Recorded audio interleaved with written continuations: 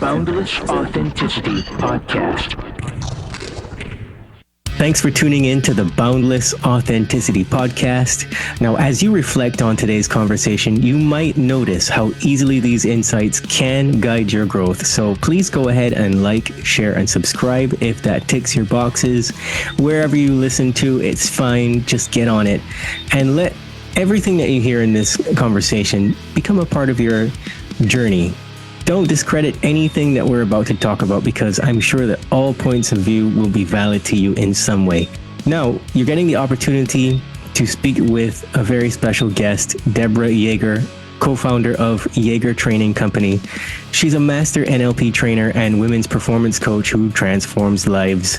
And I'm guessing that, a large part of her story that we're going to cover tonight is going to be about overcoming addiction and hardship, and coming from that to empowering leaders and coaches and speakers and people just like you. So I know that Deborah helps people unlock their full potential, and I'm not going to blab any more about that. We're just going to talk to her. So how's it going? It is so good. Thank you so much for having me on this podcast today. I'm really excited to dive in and share any wisdom I have to offer your community. Awesome. Well, thanks for being here again. I'm curious, though, what's the story that shaped who you are today? Yeah, so I would say the pivoting moment, and we can talk about before, but like where I was at the peak of chaos. And I think right now a lot of people are experiencing this, where everything was falling apart. I call it a spiritual rock bottom, because not just one area of life, it was like all of them at the same time. And if you're going through this right now, if you're listening and that is happening to you, just know that if you keep showing up for yourself, it will pass. And that was me. I was the girl that said out loud, and this is, I'm in the work of language. NLP is the power of the spoken word. I would say and declare to the universe when I would wake up, I fucking hate my life, right? I hate my job. I felt like every single time that I put the mask on, I felt like there's a piece of my soul that was dying inside to go do the thing. I also said to myself, as well as my friends, over and over again, that I was a loser magnet, and I didn't understand why. And I would move from town to town, to state, and I kept attracting the same abusive pattern, different guy, different face, different name, but it was the same pattern that kept showing up. And I would say to myself, I will never do that again, right? You declare the nevers, right? But it just kept happening over and over, and I was stuck and I was trapped. Little did I know that I was only attracting what I believed I deserved inside. I also said that I was an addict, an alcoholic, and I definitely played that pretty well, because anything I could get my hands on, whether it be drugs, food, alcohol, sex, attention in all the wrong places, it felt like I could never fill the void that was inside, right? This bottomless pit. And at the core, I felt disgusting. I felt broken.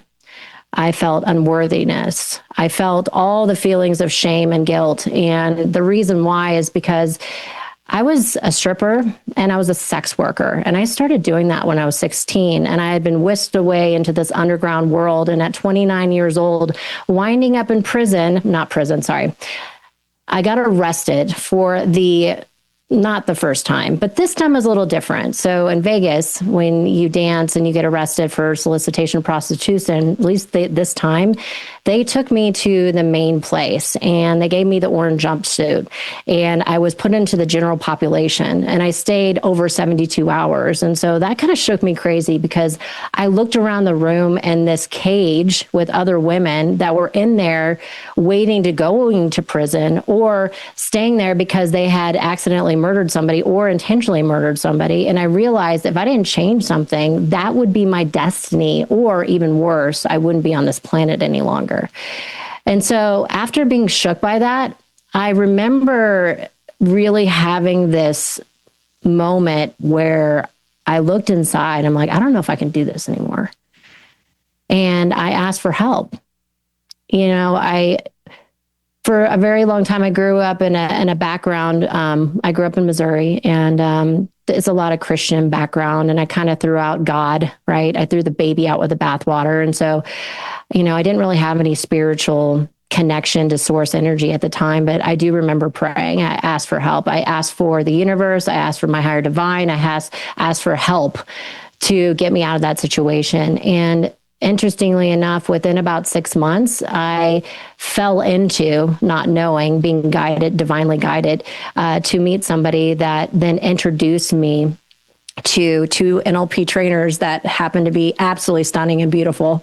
And they were different than anybody I'd ever met before. And you have to understand, when you're stuck in victim consciousness, and you think the world is happening to you, not for you, and you've never heard of personal growth and development, they were almost ethereal. If I could ever just communicate their essence, their aura was like booming, and like I felt this draw to them like a moth to the flame. And they told me, wow, you could have whatever you want. And I'm like, what are you talking about? And they say, well, there's this thing called NLP and hypnosis, and you can repattern your unconscious mind and you can create your own destiny. And I'm like, you're fucking crazy. However, for some freaking reason, I'm going to trust you because there's something about you that I fucking have never felt before. And I want that. And so I trusted them. I took a leap of faith and I enrolled into this 3-day weekend event. And, that is when I made a decision to continue on. And 2 years later is when I met my husband in personal growth and development. And then there's a long story between this of all the shadow work and all that. But then eventually when I get out of my own way, that is where we started creating a business, and we've been doing this ever since. So we met in 2013, and it's really a love story, if you will. I mean, think about it. I came from this feedback loop of attracting the wrong person to then shifting what was inside of me. And then 2 years later, manifesting the man of my life. So that's what we've been up to. We share a common bond there. I mean, I wasn't a stripper. I don't think I would have made a good one. But I don't know. You got the hair for it. Yeah, I got the sass for it for sure. Yeah, you do. Thank you, by the way. I was the musician, so I was the one consuming the strippers, and I was an alcoholic and drug user, and I got into it the same way. I realized trying to kill myself wasn't working. It was like, Jesus Christ, I can't even kill myself right. What the fuck is wrong with me? And then when I said that, and you say it out loud, so you hear it in a feedback loop, and you're like, shit, something just clicked and something just changed instantly for me. And somebody told me about all this coaching stuff, and I was like, whoa, what the fuck are you talking about? It's like, what the fuck are you talking about? This sounds like madness. Right? Yeah. So I get it. I've been there. I've been in that headspace. And honestly, I had a few friends that were strippers, and they were very, very dear to me. I cared a lot about them, and one of them died.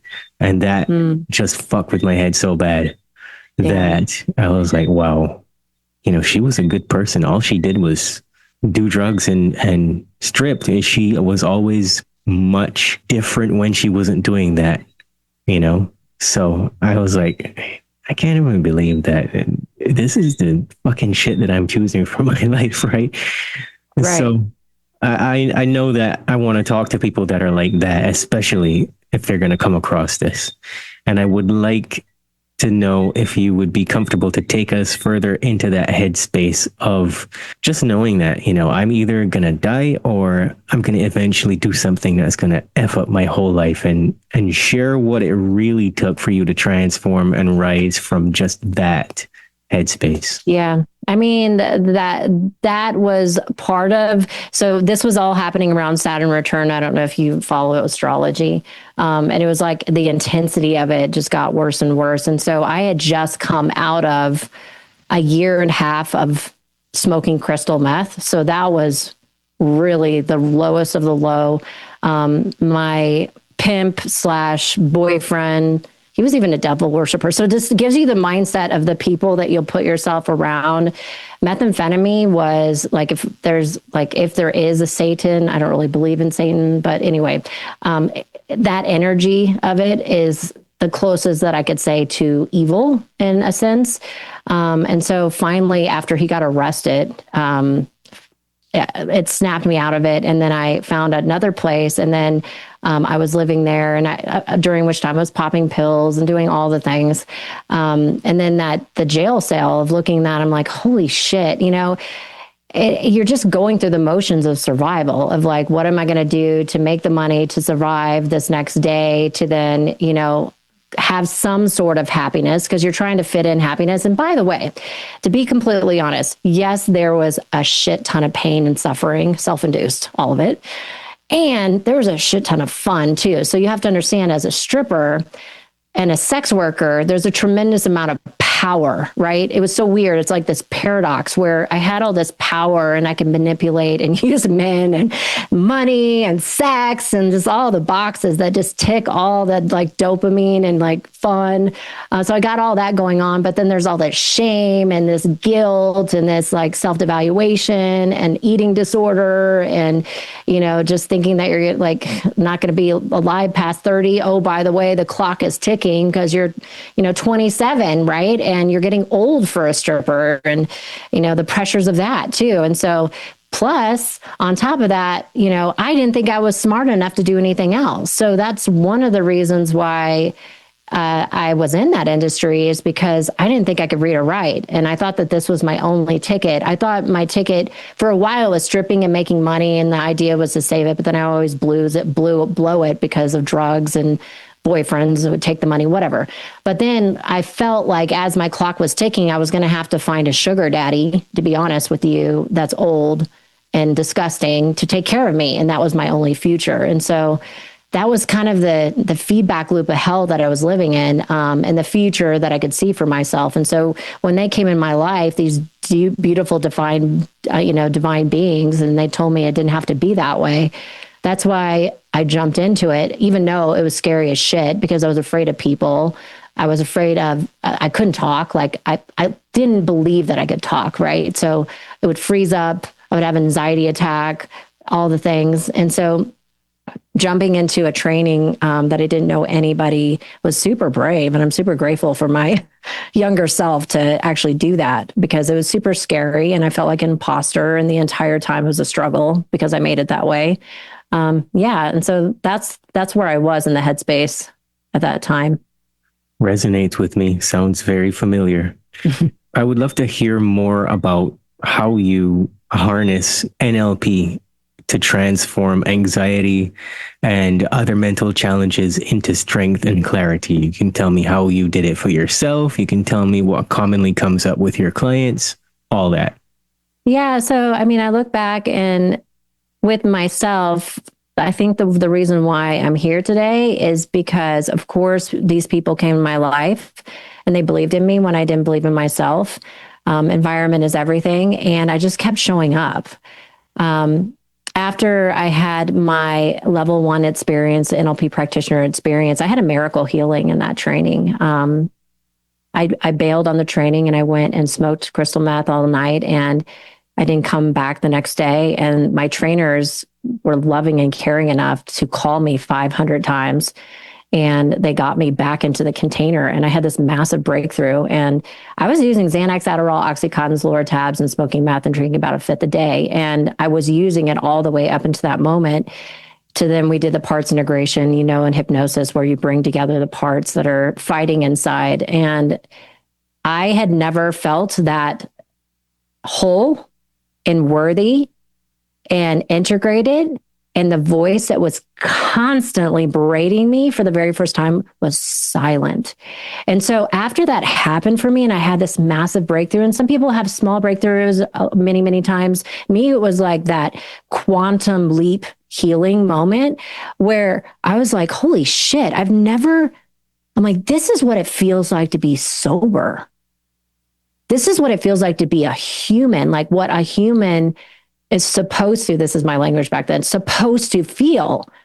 And after that, I was hooked, and I continued to do all the things because I knew that at some level I was supposed to be doing that. That was when that seed of the vision came in, that this is the work that I'm supposed to be doing. And so then I just consistently just kept showing up and getting, like, literally leaning into the things I feared the most. And so when I'm working with clients, you know, I see the same patterns that I had, right? And that's why it's so cool because, as you know, because you went through all of this, now you can support and serve others to do the same. And it seems to be this human condition where, you know, we have this intrinsic thing that shows up of this unworthiness, of feeling unwhole and unworthy. And it either shows up in a couple of ways. It either shows up in self-devaluation, where you feel like you're broken. And a lot of times you'll lean out and you won't, you know, speak up for yourself. You won't take the action. You won't ask for what you want. You'll, you know, discount your success. You'll disqualify yourself before you even started. Or sometimes it shows up like my husband, who comes from a pretty decent background of a life, and he didn't have like the massive trauma I had, but he also had the chip on his shoulder, and it came from unworthiness as well, because somebody told him he wasn't good enough at a young age, held him back in the first grade. And so he was like trying to prove everybody wrong, right? And so you see this paradigm that everything boils down to fear, I guess, and or feeling unworthy at the core. And so once you understand that, you can start working within the system. So what does it look like for that person? Is it self-doubt? Is it perfectionism? Is it comparing ourselves to others? You know, what is the thing, the self-sabotage? Do they create success and then sabotage? Are they not going after success because they don't believe they're worthy to have it, or deserving, or lovable, or whatever the thing is? And once you figure out what the root cause is, whether it be in this lifetime, right? A lot of it is from our 0 through 7 imprinting. Sometimes it's later on when we have some trauma and drama. Some of it's in the womb, right? As we know, it's been passed down sometimes epigenetically from our ancestors, from oral tradition, from behavioral modeling, but then also in the DNA, you know? And the cool thing is none of this has to be our story. Actually, most of it, if not all of it, is not even yours. It is a cultural program that has been imprinted in your unconscious mind. So when you figure that out, you're like, whoa, first of all, I'm not saying that you're saying it's everybody else's fault. I'm saying that you don't have to carry it any longer. And I also truly believe that this whole entire matrix is a game anyways, that we set up for ourselves to then grow our spirit. And so when you look at it from the aspect that everything, every trauma and drama and tragedy you designed for yourself, like a movie game, like a game to then strengthen your soul with adversity, challenges, your environment in a certain way, your talents and your gifts, your self-given and God-given gifts or spirit-given gifts, whatever you believe. All of this is then creating all of this to get you to where you are now, to then awaken and pull yourself out of the fake matrix and become the real creator of your reality.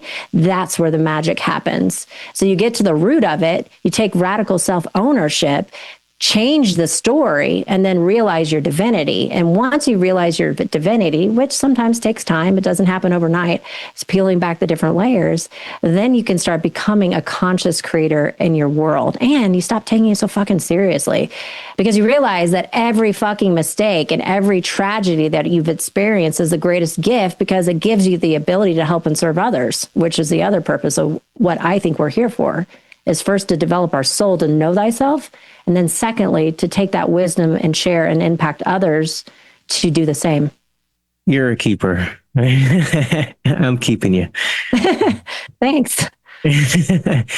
No, I like your personality. And I can tell when you're talking to me that you're also just going to places that are authentic.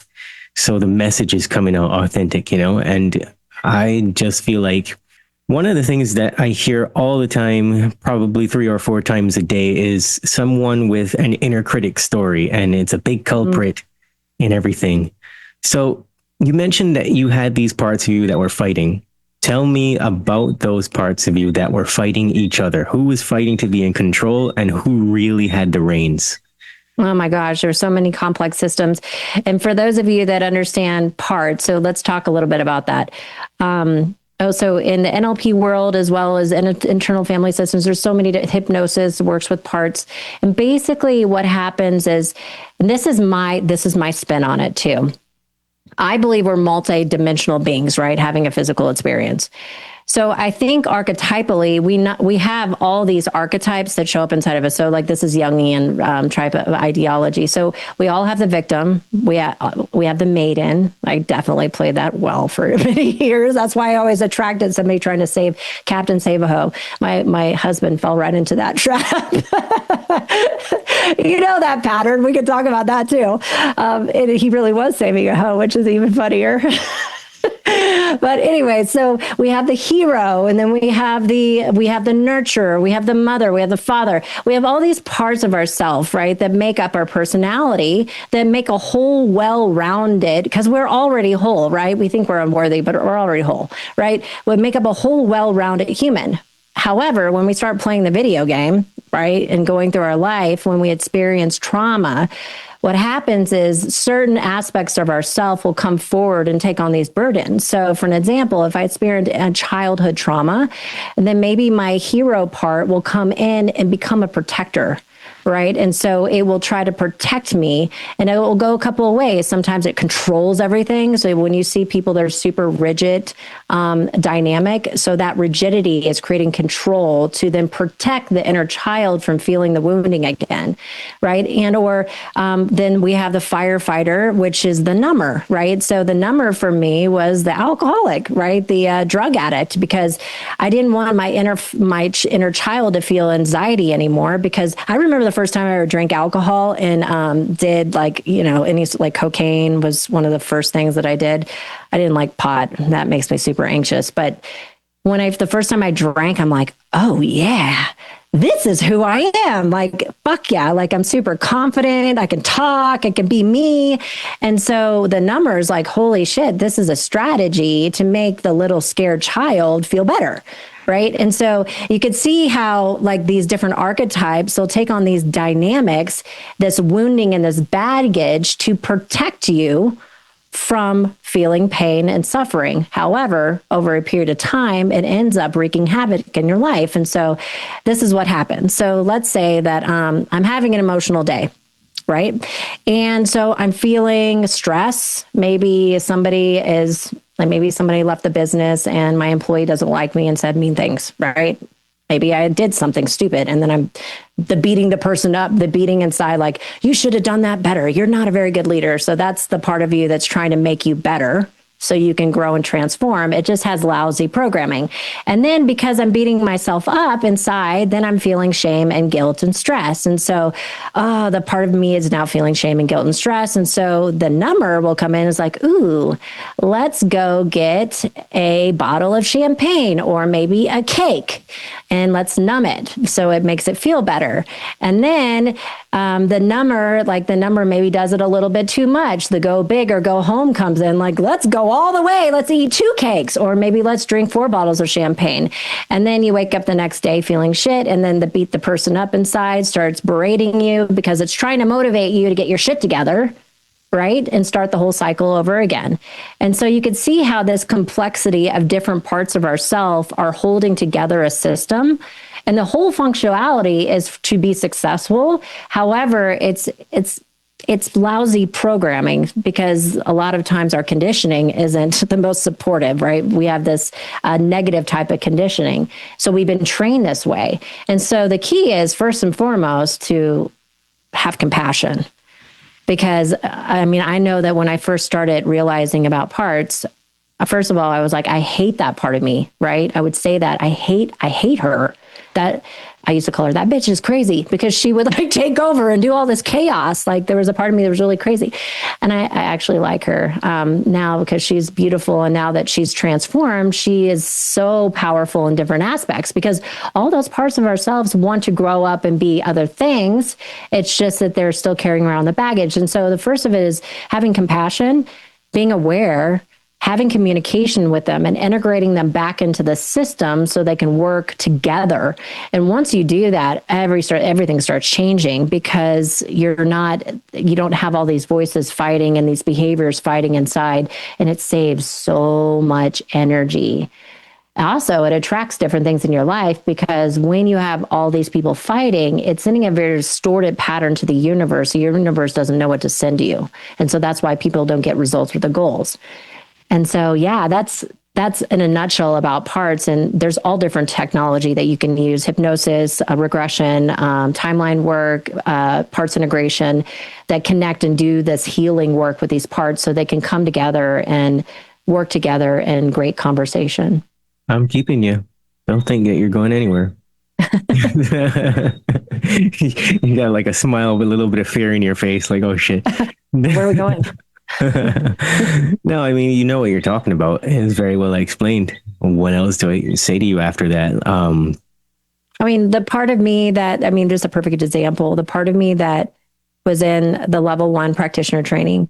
So the trigger was for me that activated the running part, right? I used to have a running part, whether it be a relationship, if it got too scary. So they started having people read out loud around the room. And I'm like, fuck this, I can't do it. And so I ran and I did the drugs, right? The number came and did the methamphetamine. And then I didn't want to answer the phone once I saw this. So there's all these parts that were acting out. And it's so funny because you'll get closer to transformation, like right before you're about to. This is so much fun. Whenever we enroll people into our events, our transformational containers, their parts will start coming up because they're like, oh shit, we're about to change. It'll start attracting chaos, and it's like, it's so funny because it's like the rite of passage they're putting themselves through in order for these parts to develop.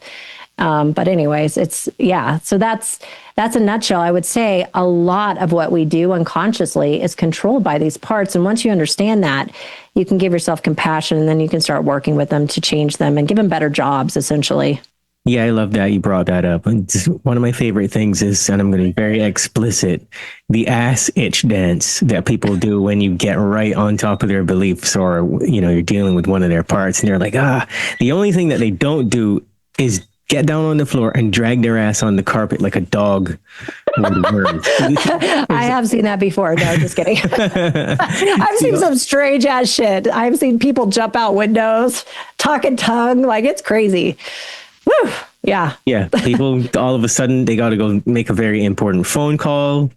I hear somebody calling me from the other room. I'm like, no, you don't, bitch. I got you. I know exactly what you're doing. I don't give a fuck if your kid's dying right now. Stay there. And they start, I've had people bust out crying when you call them on it and stuff, because they know what's coming. Like, subconscious just ain't having it, and they will do anything. And I don't think people understand, because a lot of the times when I'm in your position and I'm being asked about this, I tell people very clearly, the subconscious mind will do anything, including try to kill you, to maintain a bad pattern, because it doesn't know that it's a bad pattern. It just thinks it's being safe, right? Oh, yeah. So you see all kinds of crazy stuff. There's no limit to the crazy. There is no limit, and the hilariousness of it. And sometimes people's faces will shapeshift, and the body language, you'll see it somatically. It's just fascinating. And some of them are like, fuck you. They're like, I'm not going to fucking talk to you. So you got to get really flexible with your behavior to build relationship with people, depending upon the complexity of the trauma. Right. So yeah, we're so amazing humans. Like, it's pretty cool. That's exactly why there's a massive attack on us anyways. Yeah, we're really powerful. That's why. Yeah. Yeah. Now, how do you see NLP being used against us in the media and the movies and the marketing, et cetera, to create these consumers and victims? Oh my gosh. So, okay, we're going to go there. Well, I would say that all of programming on TV is a massive mind control operation. This has been in the government since the beginning. And if you go down the route of MK Ultra as well, the thing to remember though is, and this is why if you look up NLP online as well as hypnosis, it's pretty much, it's called pseudoscience, and they really talk down, but yet they're using all of it on people to program their unconscious mind to be dutiful workers, to get their head down and keep their head down and be happy, drugged out eaters, essentially, because to harvest energy. And the cool thing about understanding hypnosis and NLP is that you cannot be hypnotized when you understand it. And so I know that when COVID happened, based upon the programming that was coming across the news with Milton model patterns, hypnotic language patterns, I knew that there was a mind control operation. Do you know like how to successfully mind control? Have you ever gone down that rabbit hole, people? More than you know. Okay. So from my perspective, so with MK Ultra, the basis of mind control is fascinating. So first you have to remove people from their environment. Yeah. And so that's essentially what COVID did, because it made everybody, they took people out of school, all the stuff, and made them by themselves, right? They then they will essentially torture you. So if you're not doing what they want you to do, they will create pain, and then they'll also give you pleasure if you agree. And so if you think about it, you would get virtue signaled or whatever online. You would get a consequent threatening if you didn't follow the instructions. And then they also were giving cookies out for the people that would agree. They were giving money and they were doing all kinds of stuff. I think McDonald's was giving out free hamburgers or something. I don't know. And then the other is massive hypnosis, which everybody is watching on TV over and over again. This fear porn, which was installing the nocebo effect, in my opinion. And then change the biochemistry, which is interesting. And I'm not going down this rabbit hole of saying the vaccines are right or wrong, because that's whatever people's choice is and whatever somebody did in that moment. I just think it's fascinating from a hypnosis and NLP perspective. And so when we started seeing all of that stuff going on, Brandon and I discovered very quickly that there was something going on behind the scenes. And so instead of leaning in or leaning out, we leaned in and we kept doing live events. We kept connecting with people, and neither of us got sick. We traveled more than we'd ever traveled. And it was a really beautiful time. Now, I know there's a lot of people that suffer from that experience. And I believe that the perception of it really created your reality, because when I was looking at reality, I looked at opportunity, love, joy, and abundance. And I also looked at it from a place of transmission and transformation.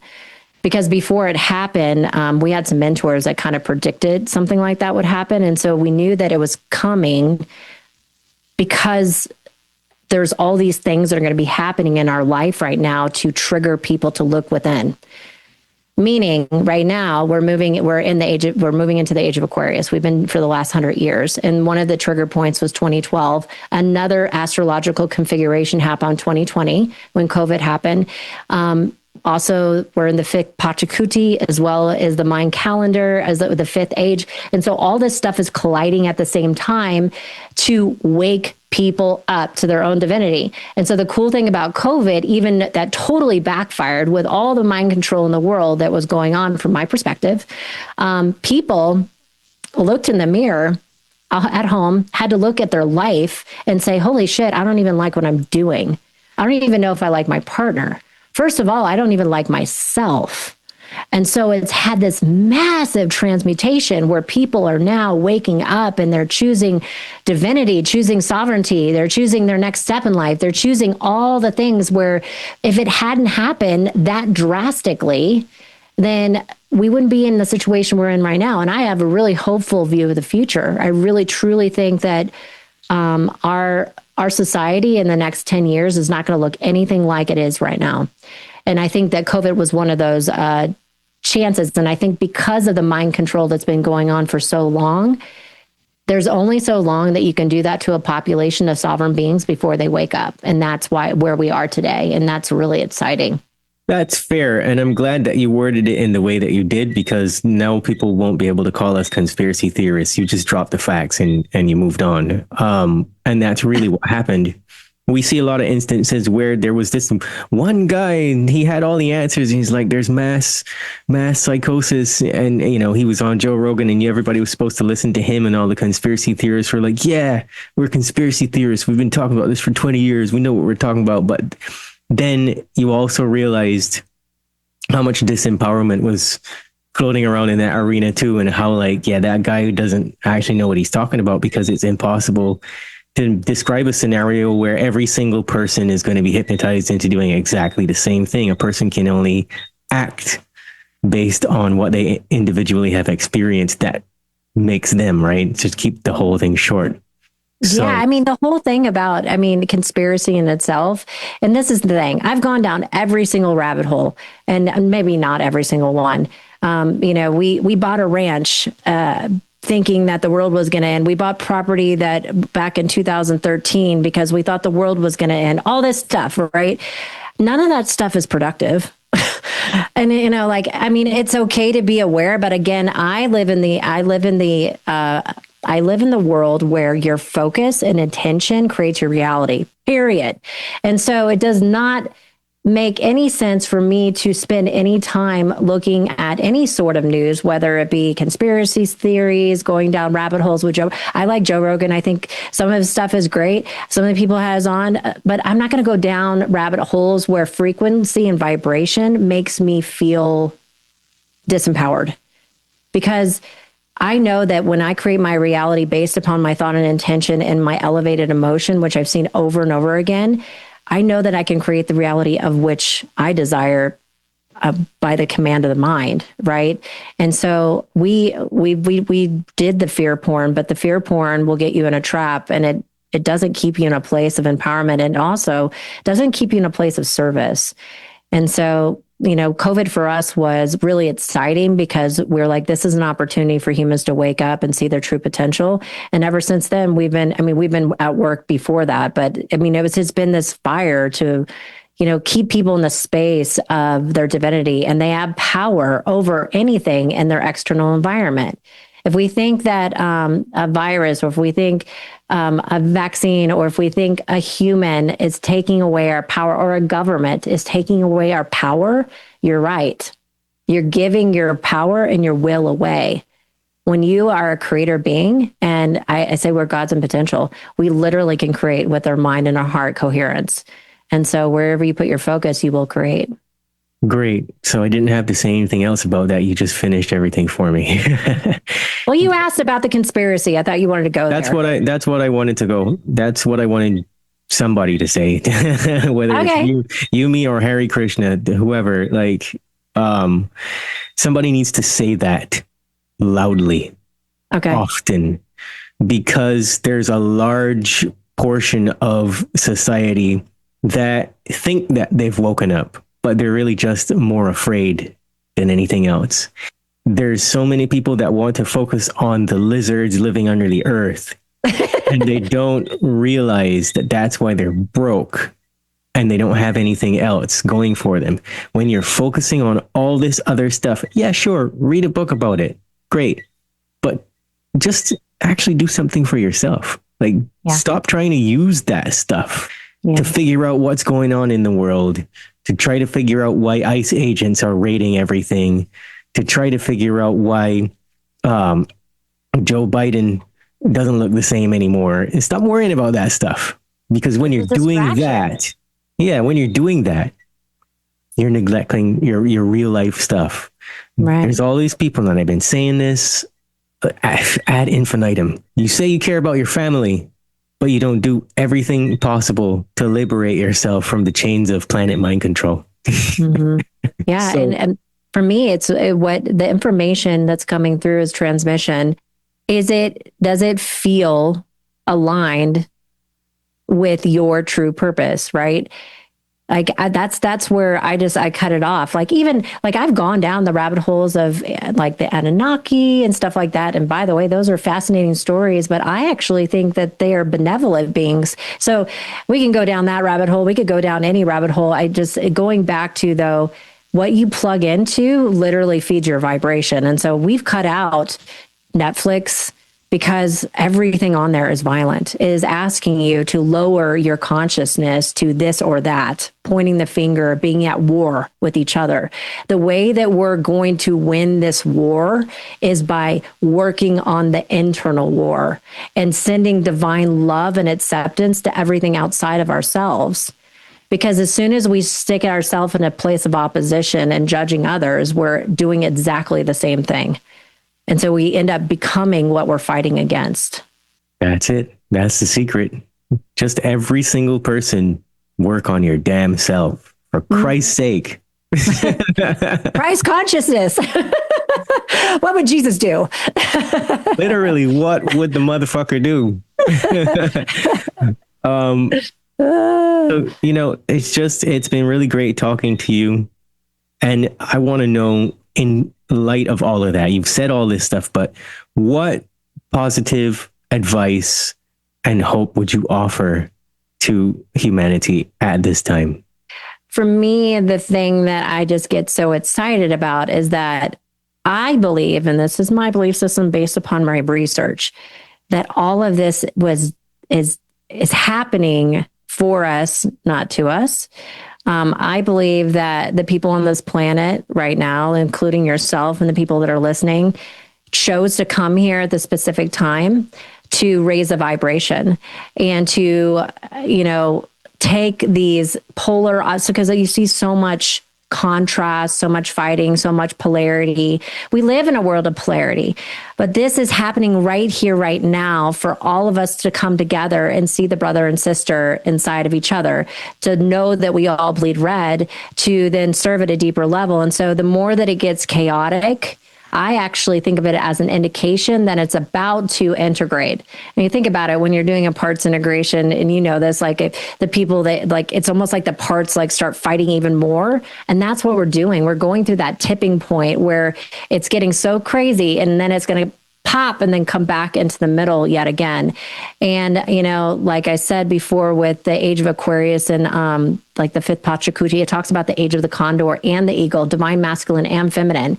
And so this battle is like the last push that people are going through to work through their inner child to then see the divinity in each other. And so when I see all of that, I get excited because I see the opportunity of so much work to do. And so for me, understanding that, it doesn't give me any anxiety of the future. Like I look at the future as everything is happening as planned. We're right on track.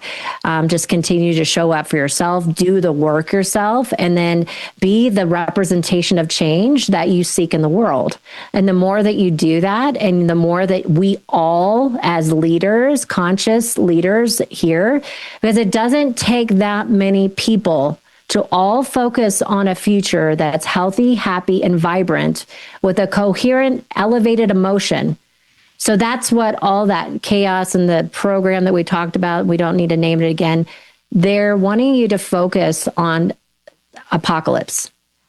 So what can we do instead? Like what, as conscious beings, we choose to see the reality in the next 10, 20, 30, how AI can actually be something of beauty, because as human beings, we're growing up as spiritual beings and we're being good stewards of AI that's being ushered in the age of Aquarius, that we are working together as human beings, like with the planet and right relationships. So holding that vision and then walking towards that vision together, I think that's one of the most important things for all of us to do, and to not let our minds get jacked by the chaos.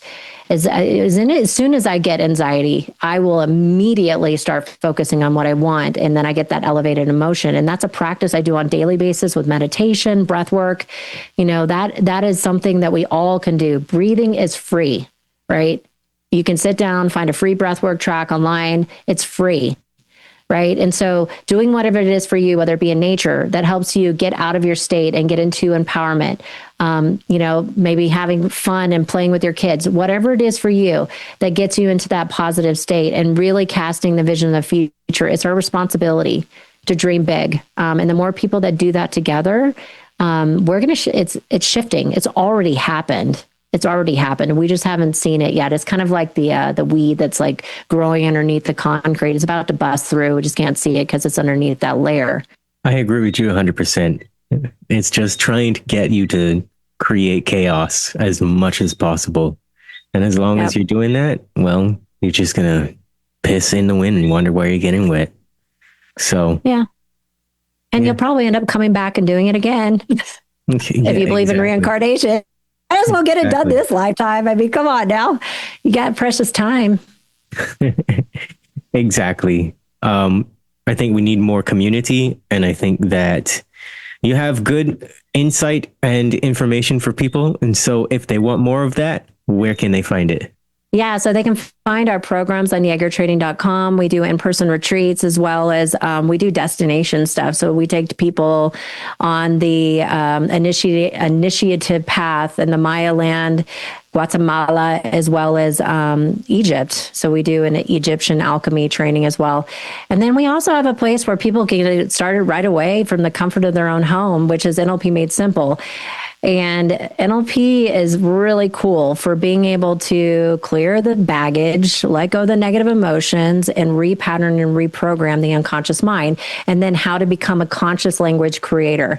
And so people can check that out. It's an online course. It's nlpmadesimple.com, and they can get started right away. Thanks for being on the Boundless Authenticity podcast. Of course. Thank you for having me. I would love to do this again. And I want you to meet Brandon, my husband. I think that'd be great too. You're welcome. We could jam out. You could come on our podcast too. I would love to. I'm keeping you, so I got you too, right? So it's a package deal.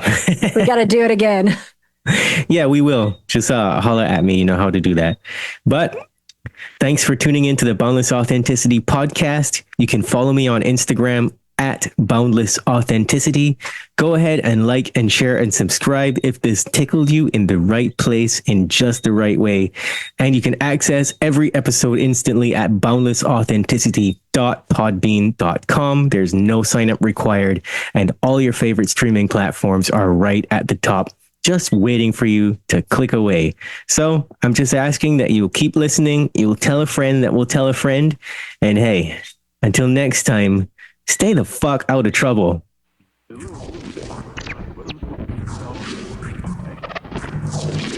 You're listening to the Boundless Authenticity podcast, where we discuss everything related to the evolution of human consciousness.